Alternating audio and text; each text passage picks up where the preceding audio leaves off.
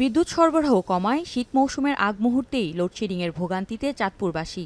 অথচ সংকট সমাধানে দেশের বিদ্যুৎ কেন্দ্রগুলোর সর্বোচ্চ ব্যবহার নিশ্চিত করা যাচ্ছে না। এভাবেই ঢেকে রাখা হয়েছে চাঁদপুর ১৫০ মেগাওয়াট কম্বাইন্ড সাইকেল বিদ্যুৎ উৎপাদন কেন্দ্রের স্টিম টারবাইন ইউনিটের যন্ত্রগুলো।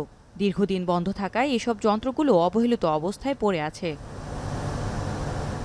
২০২২ সালের ডিসেম্বরে নিয়মিত রক্ষণাবেক্ষণের অংশ হিসেবে ১৫০ মেগাওয়াটের কেন্দ্রটি বন্ধ হয়ে যায়। পুনরায় ২০২৩ সালের মার্চে যান্ত্রিক ত্রুটির কারণে বুস্টার যন্ত্রটিও বন্ধ হয়ে যায়। ২ দফা মেরামত ও ১.৫ বছর বন্ধ থাকার পর চলতি বছর মে মাসে ফের উৎপাদনে আসে ১০০ মেগাওয়াটের গ্যাস টারবাইন ইউনিটটি। তবে গ্যাসের অভাবে শতভাগ উৎপাদনে যেতে পারছেন না ইউনিটটি। এদিকে ২ বছরেও মেরামত সম্পন্ন না হওয়ায় বন্ধ রয়েছে ৫০ মেগাওয়াটের স্টিম টারবাইন ইউনিট। জ্বালানি দ্বারা বিদ্যুৎ উৎপাদনের কস্টটা বেশি, সে তুলনায় আমাদেরটা যদি আমরা ফুল লোডে থাকতে পারতাম তাহলে এনার্জি কস্টটা অনেকটাই, উৎপাদন খরচটা কম হতো। দীর্ঘদিন যদি আমাদের মেশিনটা বন্ধ থাকে তাহলে আমাদের যে গুরুত্বপূর্ণ ইকুইপমেন্ট আছে যে সেগুলো ড্যামেজ হয়ে যাওয়ার সম্ভাবনা আছে।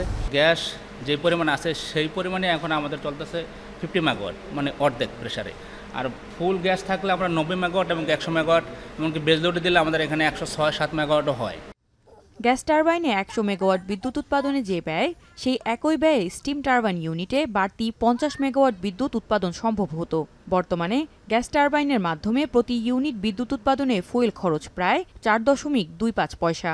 দীর্ঘ সময় বিদ্যুৎ উৎপাদন বন্ধ থাকায় এ নিয়ে উদ্বেগ বাড়ছে। তবে চলতি বছরের শেষ দিকে স্টিম টারবাইন ইউনিটটি চালু করার ব্যাপারে আশাবাদী কর্তৃপক্ষ বলে জানান এই কর্মকর্তা।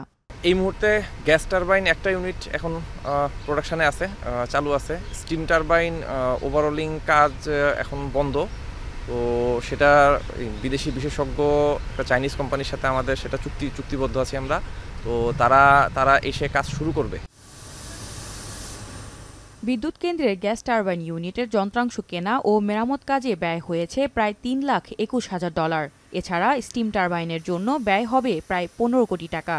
১,২০০ কোটি টাকা ব্যয়ে এই বিদ্যুৎ কেন্দ্রটি নির্মাণ করে চীনা কোম্পানি চেংদা ইঞ্জিনিয়ারিং লিমিটেড। ২০১২ সালের মার্চ মাস থেকে বিদ্যুৎ উৎপাদন শুরু করে বিদ্যুৎ কেন্দ্রটি।